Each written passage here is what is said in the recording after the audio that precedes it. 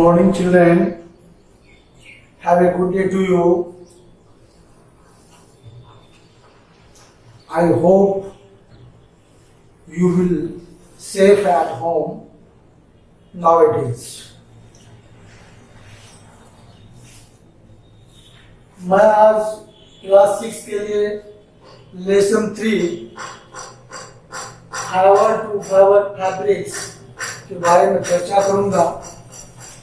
इससे पहले आपको हम दो लेसन साइंस का पढ़ा चुका हूं।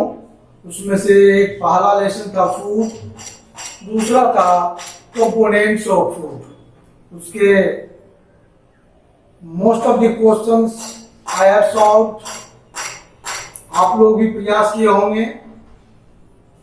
बुक्स अवश्य लें। पहले भी हम कह चुके हैं तो जब तक आप बुक्स नहीं लेंगे तब तक कुछ बातें समझने में नहीं आ सकेंगी। इसलिए बुक्स यथाशीघ्र लें। बहुत ले भी लिए हैं, बहुत लेने की चेष्टा करें, कोशिश करें, यथाशीघ्र बुक ले लें। तो आज लेसन 3 के बारे में हम चर्चा करेंगे। Fibre to fabrics. Fibre means होता है रेशा या तंतु जिससे कि कपड़ों का निर्माण होता है। फाइबर टू फैब्रिक्स के बारे में हम चर्चा करेंगे। धागे से, यार्न से कैसे हम कपड़ों का निर्माण करते हैं। तो from ancient times till the recent days, पुराने समय से लेकर के अभी तक, man had to depend on nature of fibres.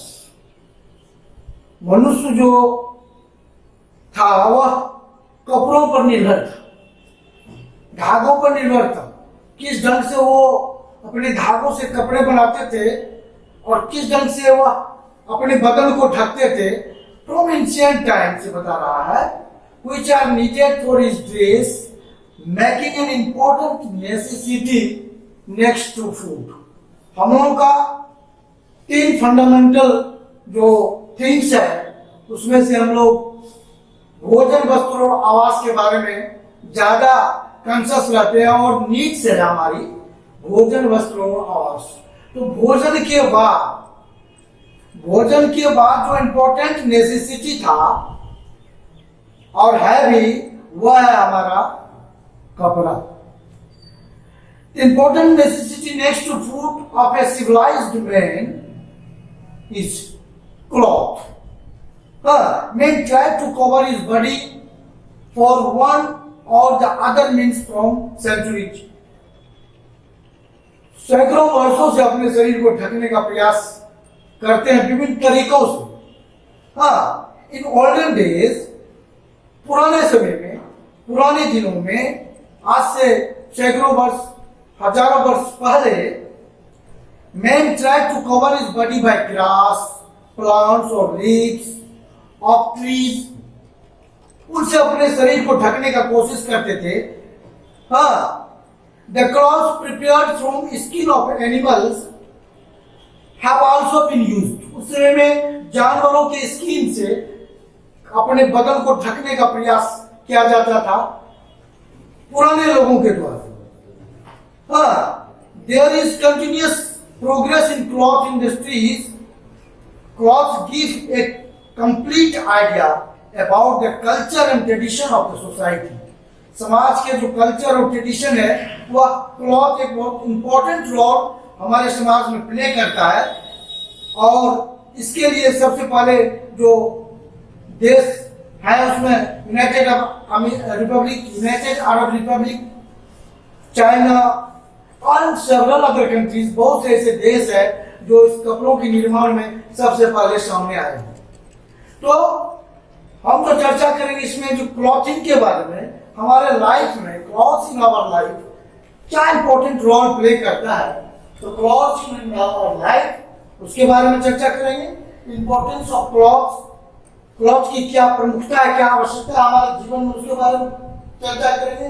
Fibre and there characteristics, उसके गुण क्या है कपड़े के, उसके बारे में चर्चा करेंगे। और कितने प्रकार के फाइबर्स हमारे पास हैं उसको क्लासिफिकेशन ऑफ फाइबर्स हमारा क्या क्या है, किस तरह से हम उसको अपने दैनिक जीवन में लाते हैं, किस ढंग से वह बनता है, इसके बारे में चर्चा करेंगे। तो कहता है जो our primary needs are food, clothing, shelter and energy. इससे पहले हमारा जो प्राथमिक आवश्यकताएं हैं वो हमारे food, clothing, shelter and energy. Clothing दूसरे में आता है। We use cloth to help enhance the beauty of our sweet home. In the larger sphere, they help to serve our country in the many ways. The Handloom Export Promotion Council, set up by the Government of India, एक company स्थापित किया गया government of India के द्वारा, take step to promote the export of India's handloom fabrics. Export के लिए India handloom fabrics का निर्माण करना शुरू किया। In order to achieve this, council organized trade missions and overseas marketing strategy. मैंने और सब देशों के बाद देशों में जो जैसे कपड़े का निर्माण होता था उसके जो क्या प्रॉपर्टीज थे और हमारे यहाँ क्या है, दोनों मिलाकर के उसको डेवलप करने का कोशिश किया है। तो क्लॉथ जो होता है, क्लॉथ जो है हमारे लाइफ में, हमारे social and psychological importance of our cloth क्या होता है हमारे जीवन में। तो our society gives a special importance to the clothing. कैसे? तो good clothes develop self confidence. अगर आप अच्छे कपड़े पहनते हैं तो अपने आप को एक कॉन्फिडेंस डेवलप करता है। There is a strong relation between the clothes we wear and the social status. सामाजिक जो स्टेटस होता है कपड़े से भी पहचाना जाता है, ये अच्छे कपड़े पहने हुए अच्छे लोग हैं, ये सोचते हैं हमारा, ये इंपॉर्टेंस हमारी सोसाइटी में। According to the Nikhil and Dorsey, the clothing one wear plays an important role in one's adjustment to the social group. Social group में adjustment करने के लिए कपड़े की भी महत्व को पहचाना गया है। And it also provides feeling of security in society. सुरक्षा भी हमारे समाज में यह देता है, अपने आप को वह सिक्योरिटी फीलिंग कराता है। Provide feeling security. ये सब क्लॉथ्स के हमारे प्रॉपर्टीज हैं जो इंपॉर्टेंस है हमारे क्लॉथ्स में। हम क्लॉथ पहनते हैं तो समाज में निकलते हैं तो कैसे एक सोशल स्टेटस प्राप्त होता है, महान कहलाने की कोशिश करते हैं। कपड़े से महानता मिलती नहीं है, लेकिन फिर भी एक सोशल स्टेटस जो हमारा क्लॉथिंग का है वो बहुत इंपॉर्टेंट रोल अदा करता है हमारे समाज में। अब कहता है क्लॉथ कैसा होना चाहिए। The clothes which we wear must have the following characteristics. हम जो क्लॉथ पहनते हैं उसका एक निश्चित अच्छा गुण जो होना चाहिए, जो हमारे लिए लाभदायक होता है, उसके लिए निम्नलिखित गुण होते हैं। पहला होता है जो क्लॉथ मस्ट बी ड्यूरेबल। कपड़े जो होना चाहिए सिर्फ टिकाऊ होना चाहिए। ड्यूरेबल मीन्स टिकाऊ होना चाहिए। They must be according to weather. In summer they must absorb sweat, and in winter they must be thick so that they can keep our body warm.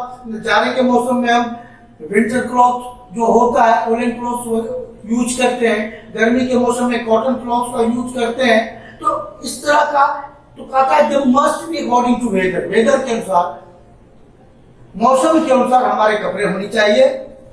और आजकल तो रंगीन कपड़े पहनने के प्रचलन चले हुए हैं। Colour of cloth must be sharp and stable. मजबूत होना चाहिए, चमकदार होना चाहिए, देखने में अच्छा लगना चाहिए। जो चमक उसकी होती है, क्लॉथ के कलर होती है, ये होनी चाहिए। तो आजकल ये कैरेक्टरिस्टिक्स है हमारे क्लॉथ। विभिन्न रंगों के हम क्लॉथ को यूज करते हैं। अब कहता है फाइबर्स एंड देयर कैरेक्टरिस्टिक्स क्या होता है। फाइबर जो होते हैं उसके गुण क्या होते हैं। फाइबर मीन्स होता है तंतु। The smallest unit by which cloth is manufactured. एक छोटी इकाई कपड़ों के बनने का, बनाने का एक सबसे छोटी इकाई है जिसे हम लोग फाइबर बोलते हैं, जिसे रेशा या तंतु बोलते हैं। और fibres are combined together to form yarn. धागा बनता है। मिलने के बाद एक धागा बन जाता है उससे। And this yarn of knitting, जब उसको बुनते हैं बुनकरों के द्वारा, मशीन के द्वारा, गिव राइज टू क्लॉथ, और हमें वह क्या देता है? क्लॉथ देता है। तो फाइबर तंतु, तंतु से क्या बनता है? यार्न, धागा, और धागा से क्लॉथ का निर्माण होता है। तो fibres are classified on the basis of the sources from which they obtain and are mainly divided into 3 types. कहता है टाइप्स ऑफ फाइबर्स क्या होता है, हमारे प्रकार क्या है फाइबर्स के? वो 3 टाइप्स के होते हैं, natural, mineral and artificial. Artificial synthetic cloth, जिसके बारे में हम चर्चा करेंगे। नेचुरल के बारे में भी चर्चा करेंगे, कहां से नेचुरल फाइबर्स हम लोग प्राप्त करते हैं, मिनरल्स, इससे खनिजों के द्वारा, और आर्टिफिशियल। 3 टाइप्स ऑफ फाइबर्स भी है, नेचुरल, मिनरल एंड आर्टिफिशियल। तो what is natural? The fibers obtained from the natural sources, this is called the natural fibers. The fibers obtained from natural resources are termed as natural fibers. प्राकृतिक संसाधनों से जो fibre प्राप्त होता है उसे हम लोग नेचुरल फाइबर कहते हैं। और उसमें भी डिवीजन है, हमारा नेचुरल फाइबर में भी डिवीजन है।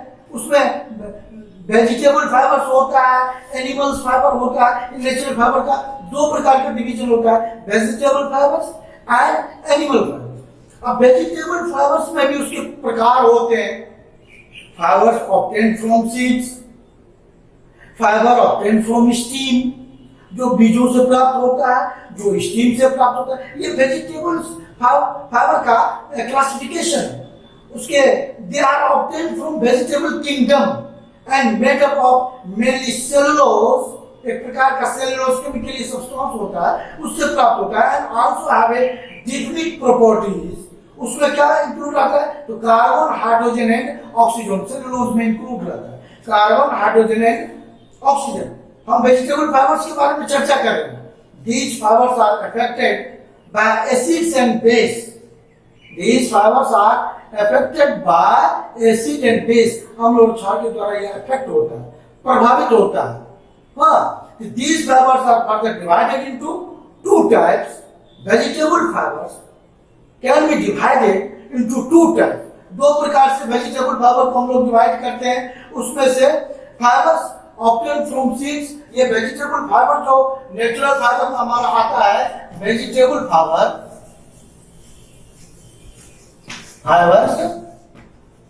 इसमें पहला आता है हमारा जो ऑब्टेन फ्रॉम सीड्स से, और दूसरा आता है फ्रॉम स्टीम से।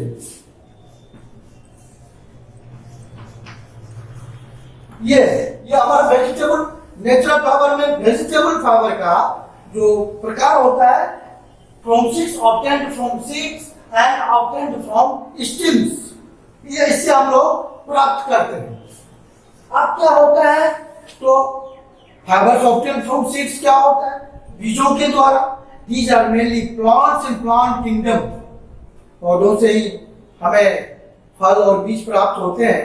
तो यह प्लांट्स में, प्लांट्स किंगडम से, प्लांट पौधे के जो साम्राज्य होते हैं, किंगडम मींस क्या होता है?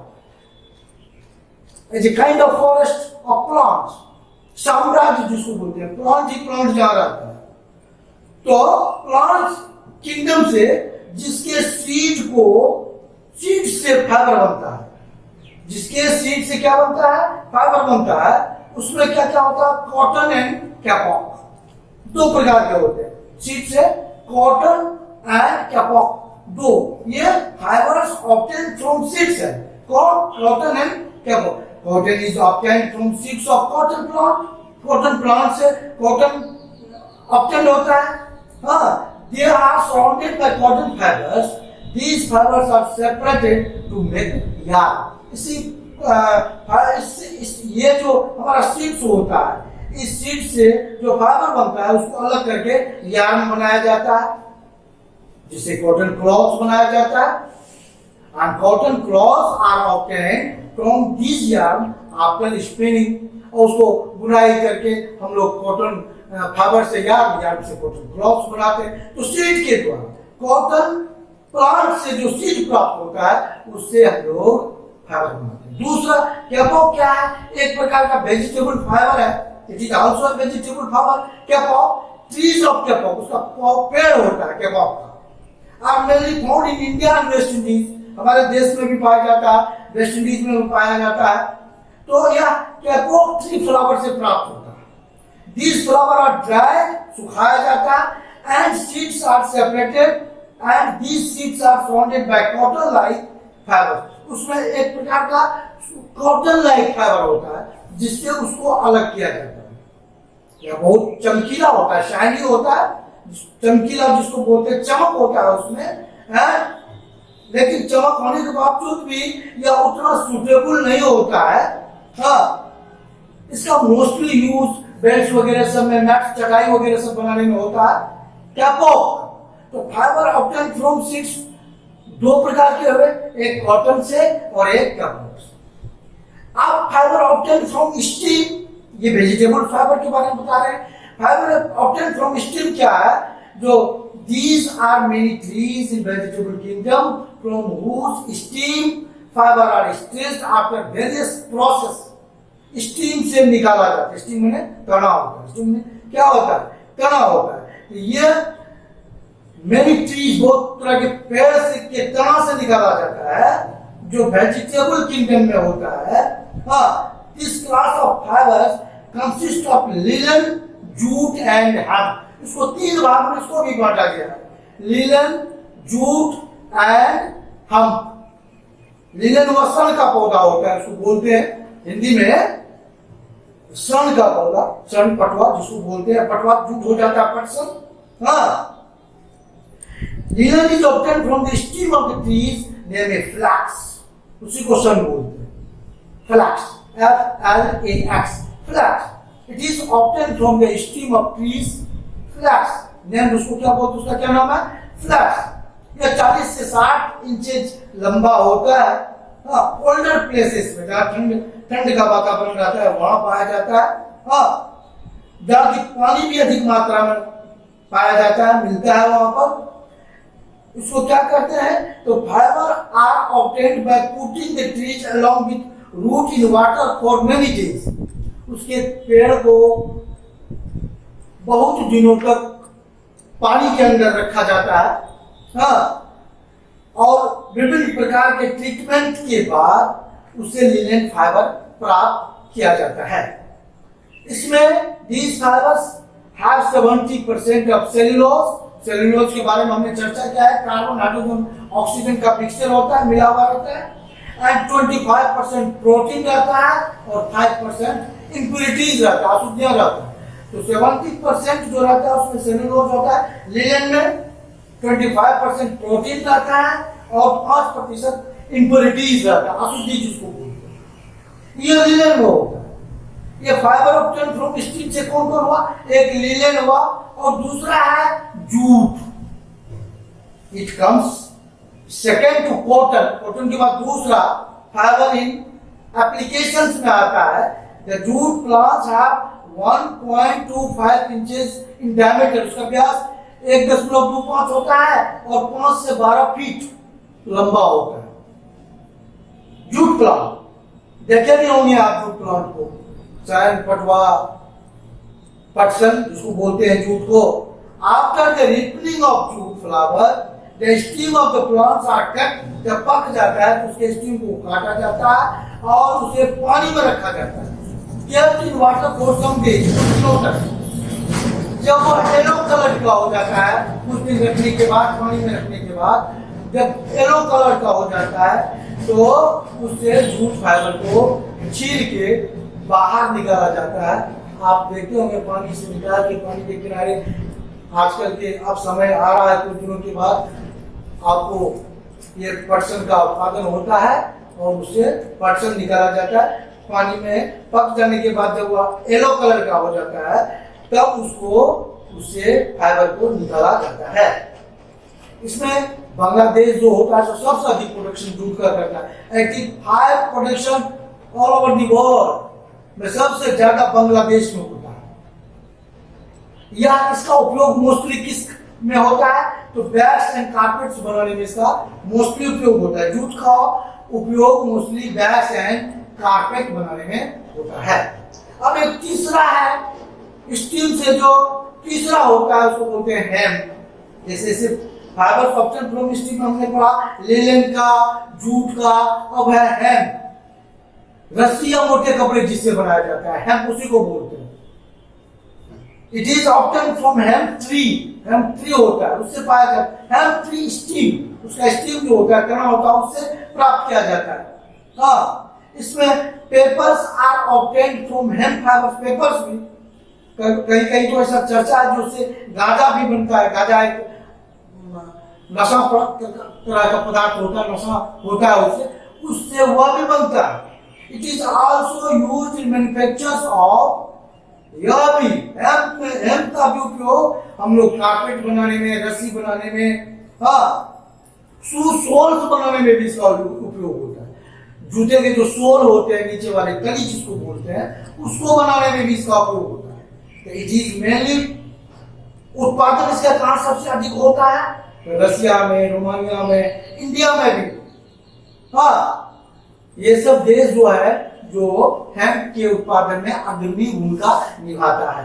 तो फाइबर्स ऑब्टेन फ्रॉम स्टीम हम लोगों को क्या क्या हुआ? Linen, jute and hemp. इससे पहले हमने पढ़ा फाइबर ऑब्टेन फ्रॉम सीड्स, उसमें कॉटन एंड कैपॉक पढ़ा। इसके बाद फाइबर ऑब्टेन फ्रॉम स्टीम, उसमें लिनन, जूट एंड हेम्प पढ़ा। अब ये हम नेचुरल फाइबर के बारे में बता रहे हैं। नेचुरल फाइबर का दूसरा प्रकार, पहला हम पढ़े वेजिटेबल फाइबर्स का, अब हम पढ़ेंगे एनिमल फाइबर्स, जानवरों से जो फाइबर्स प्राप्त होता है,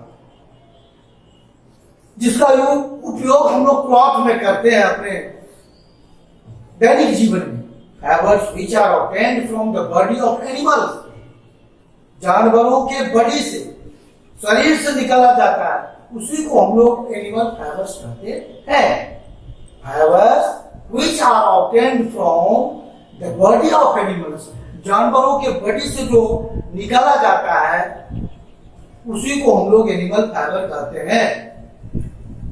These are mainly obtained from hair of animals, जानवरों के बाल से, शरीर पर से बाल को निकाला जाता है, उसके चमड़े को छील के नहीं निकाला जाता है, बाल को निकाला जाता है। जैसे सीप से, गॉट से, केमल से, एंगोरा गॉट होता है उससे, हाँ, सिल्क वार्म से भी सिल्क प्राप्त होता है, तो वह भी हमारा एनिमल फाइबर है। बाल से जानवर कौन कौन होते हैं उसमें? सीप, गॉट, केमल, एंगोरा गॉट होता है जो माउंटेनियन एरियाज में पाया जाता है, और सिल्क वार्म से भी। ये सब हुआ एनिमल फाइबर। उसमें क्या क्या आता है? एक आता है सिल्क, दूसरा आता है ऊल। ये सब सिल्क से प्राप्त होता है, सिल्क ऊल एनिमल से प्राप्त होता है। ये दूसरा प्रकार है नेचुरल फाइबर का, animal fibre. Silk is considered the queen of fabrics even today. आजकल सिल्क को क्वीन ऑफ फैब्रिक्स बोला जाता है, कपड़ों का राजा, रानी, क्वीन ऑफ फैब्रिक्स, रानी, queen of fabrics. It strength, इसका क्या होता है? मजबूत भी होता है, लचर भी होता है, मुलायम भी होता है, देखने में ग्रेसफुल लगता है। हाँ, अट्रैक्टिव फाइबर्स होता है सिल्क। सिल्क के विभिन्न तरह के कपड़े बनते हैं, सिल्क साड़ी, सिल्क क्लॉथ, सुनते हो गया। तो silk is obtained from the secretion of the silk worm. Silk is obtained from the secretion of the silkworm, and is the fiber used by the larva to make pupal case. Larva से इसका silk worm का उत्पादन होता है। Silk के larva से, silk worm जो होता है उसके लार्वा से सिल्क का उत्पादन होता है। हाँ, ये सिल्क जो होता है ये एनिमल फाइबर से आता है। इसका production mostly China, India, Japan, France, Thailand, ये सब जगह पर ज्यादा होता है। हमारा देश जो है चौथा सबसे बड़ा सिल्क उत्पादन का देश है। हमारा देश विश्व में चौथा सबसे बड़ा सिल्क उत्पादन का देश है। तो एनिमल फाइबर से एक सिल्क हुआ, दूसरा हुआ ऊन। ऊन जिसको बोलते हैं, जिसका यूज हम लोग विंटर सीजन में ठंड से बचने के लिए करते हैं, यह भी एनिमल फाइबर्स है। It is mainly obtained from the hair of sheep, goat, camel and reindeer. कहां से पाया जाता है? कौन से जानवरों के हेयर से मिलता है? तो sheep, goat, camel and reindeer. Mountains areas में पाया जाता है, माउंटेनियस एरियाज में रेनडियर पाया जाता है। ये जानवर द हेयर फ्रॉम स्किन, इसका हेयर जो होता है स्किन से क्या किया जाता है? रिमूव्ड बाय मशीन, मशीन के द्वारा उसको अलग किया जाता है। हाँ, तब इसका केमिकली ट्रीटमेंट किया जाता है और उसको फाइबर में कन्वर्ट किया जाता है। At present the chief wool manufacture countries are, जो मुख्य वूल उत्पादक देश है हमारे देश में और विश्व में इस समय, खास करके Australia, New Zealand, south Africa, south America, ये वूल प्रोडक्शन का सबसे बड़ा केंद्र है। तो दो प्रकार के फाइबरों के बारे में चर्चा हमने किया, नेचुरल फाइबर्स, मिनरल फाइबर्स। तो नेचुरल फाइबर्स में पहला हमने वेजिटेबल फाइबर्स और एनिमल्स फाइबर्स के बारे में चर्चा किया। अब एक होता है मिनरल फाइबर्स। मिनरल फाइबर्स क्या होता है? तो they are obtained from mines, खदानों से ऑब्टेन किया जाता है। They are obtained from mines. Asbestos fibers are obtained from asbestos mines. These fibers are found in Italy, Canada, South America. इस जगह पाए जाते हैं। एस्बेस्टस के माइंस से एस्बेस्टस फाइबर्स प्राप्त किया जाता है, जिसे हम लोग मिनरल फाइबर्स कहते हैं। खनिज तंतु, धातु, धागा जिससे बनता है, उससे कपड़े बनता है, तो मिनरल फाइबर उसी को बोलते हैं। These are used in clothing for person working for firefighting. ये आग से लड़ने वाला, कहीं आग लग गया है तो उसको बुझाने के लिए जो कर्मचारी या जो आदमी जाते हैं, वो उस तरह के कपड़े, उस फाइबर, उस मिनरल फाइबर से बनाया जाता है। आग से बचाव करने के लिए लोग उस प्रकार के कपड़े को पहनते हैं। हाँ, तो पहला उसका प्रयोग कहाँ होता है, उपयोग कहाँ होता है? तो फायर फाइटिंग करने वाले जो पर्सन होते हैं उसके लिए बनाया जाता है। तो कपड़े पहन लेने के बाद आग का असर उसके शरीर पर नहीं पड़ सकता। दूसरा है पैकिंग मटेरियल्स करने में, कोई भी मटेरियल्स को, किसी भी वस्तु को पैक करने में मिनरल फाइबर्स का प्रयोग होता है। तो ये मिनरल फाइबर्स हुआ। अब तीसरा है हमारा जो आर्टिफिशियल, जिसको कि सिंथेटिक फाइबर्स कहते हैं हम लोग। नेचुरल फाइबर्स के अलावा ओल्डन डेज में हम लोग नेचुरल फाइबर पर डिपेंड रहते थे, लेकिन अब आजकल के समय में विगत कुछ वर्षों से जो हमारे सिंथेटिक फाइबर का निर्माण ज्यादा से ज्यादा मात्रा में होने लगा है। जो पहले नेचुरल फाइबर हमारा कॉटन, वूल, सिल्क, ये सब जो फाइबर यूज किया जाता था, उसके बाद कुछ एक यूनिक प्रिपरेशन शुरू हुआ आर्टिफिशियल फाइबर का, जिसको कि आर्टिफिशियली ढंग से बना करके, मैन मेड फाइबर जिसको बोलते हैं, मनुष्य के द्वारा, जिसे सिंथेटिक भी बोलते हैं लोग, सिंथेटिक फाइबर भी बोलते हैं। उसमें हमारा बहुत तरह के फाइबर आ जाते हैं, नायलॉन, टैक्रोन, जिसे टेरिलिन भी बोलते हैं, ओरिलिन, सैरिन, ये सब हमारे सिंथेटिक फाइबर के प्रकार हैं। तो सिंथेटिक फाइबर का निर्माण मनुष्य के द्वारा होना शुरू हो गया, जो जनरली आजकल 80% हमारे मार्केट में उसी फाइबर्स का यूज होता है। इसका इंपॉर्टेंस क्या होता है? दीज आर मोर ड्यूरेबल, बहुत टिकाऊ होता है, बहुत मजबूत होता है। इसमें स्ट्रेंथ ज्यादा होता है, resistance to observation of light, हाँ, लाइट से भी इस पर कोई ज्यादा असर नहीं पड़ता है। फंगी और इंसेक्ट्स का भी असर इसके ऊपर ज्यादा नहीं पड़ता है। हाँ, लो डिग्री ऑफ वाटर एब्जॉर्प्शन है, कम पानी सोखता है। हाँ, इसको साफ करने में बड़ी आसानी होती है, आसानी से यह साफ हो जाता है। श्रिंक बहुत कम करता है, कपड़ा धोने के बाद भी यह श्रिंक नहीं करता है ज्यादा। इसमें क्रीज जो होता है एकदम, एक बार अगर आप कर दीजिए तो यह ज्यादा करने की आवश्यकता नहीं पड़ती है। तो इसका इंपॉर्टेंस है ये सब सिंथेटिक फाइबर का, ये सब मेन इंपॉर्टेंस है जो हमारे सिंथेटिक फाइबर किस प्रकार के होते हैं। अब कहता है क्या इसके डिसएडवांटेज क्या है? तो एक्यूमुलेटिंग स्टैटिक इलेक्ट्रिसिटी, बिजली से बचा के रखिए इसको बिजली से बचा के रखना आवश्यक है। हानि है भी इसका, गर्म भी बहुत लगता है शरीर में। सिंथेटिक फाइबर का यूज करने के बाद आपको गर्मी का महसूस ज्यादा होगा, क्योंकि पानी एब्जॉर्प्शन का पावर उसमें उतना ज्यादा नहीं रहता है जितना कॉटन क्लॉथ्स का रहता है। कॉटन क्लॉथ हमारे स्वेट को, जो स्वेटिंग होता है हमारे शरीर में, उसको एब्जॉर्ब कर लेता है, लेकिन सिंथेटिक फाइबर में इस तरह के गुण नहीं होते हैं। तो ये हमारा डिसएडवांटेज है, हमारे हानिकारक प्रभाव जो सिंथेटिक फाइबर के होते हैं। अब सिंथेटिक फाइबर के बारे में उसमें नायलॉन आपको आता है, टेरिलिन, ऑर्लोन, ये सब हमने सिंथेटिक फाइबर के बारे में, ये हमारा सिंथेटिक फाइबर कहलाता है, मैन मेड फाइबर कहलाता है। इसका डिफरेंसेस है नेचुरल फाइबर और सिंथेटिक फाइबर में। आर्टिफिशियल फाइबर में क्या, सिंथेटिक फाइबर मीन्स क्या, आर्टिफिशियल फाइबर। तो नेचुरल एंड आर्टिफिशियल फाइबर का ये डिफरेंसेस भी कुछ है। ये हम नेचुरल रिसोर्सेज से प्राप्त करते हैं नेचुरल फाइबर, लेकिन सिंथेटिक फाइबर होता है उसको हम लोग आर्टिफिशियल मेथड से बनाते हैं। ये नेचुरल फाइबर हमारा लिमिटेड अमाउंट में रहता है, लेकिन उसको हम अधिक मात्रा में बना के प्राप्त कर सकते हैं आर्टिफिशियल फाइबर को।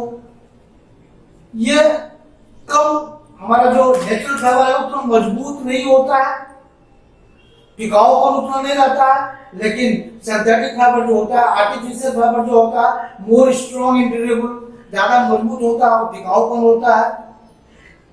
नेचुरल फाइबर का थिकनेस जो होता है सो थोड़ा सा फिक्स थिकनेस होता है, उसका लेंथ फिक्स होता है, लेकिन आर्टिफिशियल फाइबर्स का जो थिकनेस होता है उसको आप बढ़ा भी सकते हैं, घटा भी सकते हैं, क्योंकि आर्टिफिशियल है, मैन मेड है, अपने अनुसार उसको आप बढ़ा और घटा सकते हैं, अपने रिक्वायरमेंट के अनुसार उसको आप बढ़ा और घटा सकते हैं। तो these are the differences between the natural and artificial fibre. ये सब नेचुरल और आर्टिफिशियल का डिफरेंसेस है। नेचुरल में क्या प्रॉपर्टीज होता है और आर्टिफिशियल का क्या प्रॉपर्टीज होता है, ये डिफरेंसेस है। अब आज हम उतना तो नहीं बता सकेंगे, अगले दिन नेक्स्ट चैप्टर में जब प्रवेश करेंगे, ये बड़ा चैप्टर है थोड़ा, एक दिन में हो नहीं सकेगा। तो हमने आज क्लॉथ हमारे जीवन में कैसे इंपॉर्टेंस उसके बारे में पढ़े, क्लॉथ के इंपॉर्टेंस को पढ़े, फाइबर और कैरेक्टरिस्टिक्स पढ़े, उसका गुण क्या होता है उसके बारे में पढ़े, क्लासिफिकेशन कितने प्रकार होते हैं उसके, नेचुरल, मिनरल एंड आर्टिफिशियल, इसके बारे में चर्चा की।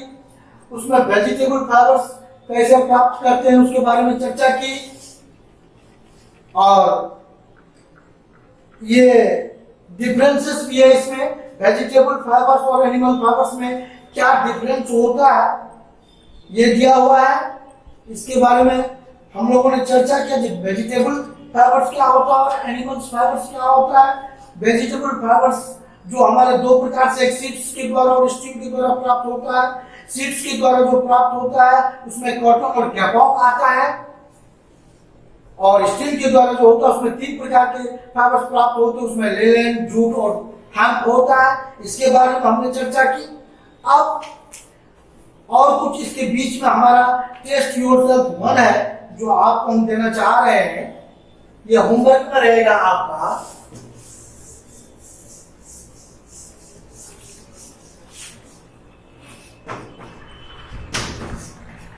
Test yourself 1 and test yourself 2।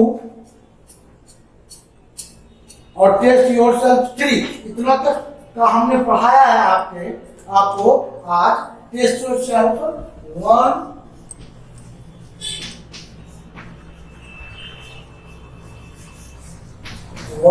2 and 3। ये आप कोशिश करेंगे बनाने का, हम भी कोशिश करेंगे आपको बना करके भेजने का। ये आपका होमवर्क है, आप इसे बनाएंगे। इसमें से 2 डिफरेंसेस भी दिया हुआ है। Difference between vegetable and animal fibres, पहला ये भी होमवर्क रहेगा।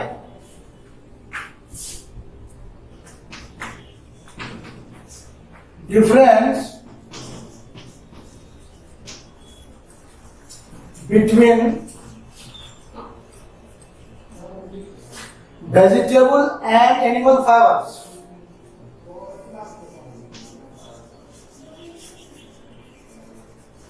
And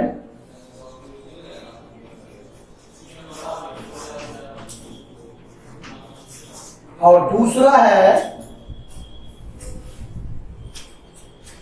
difference between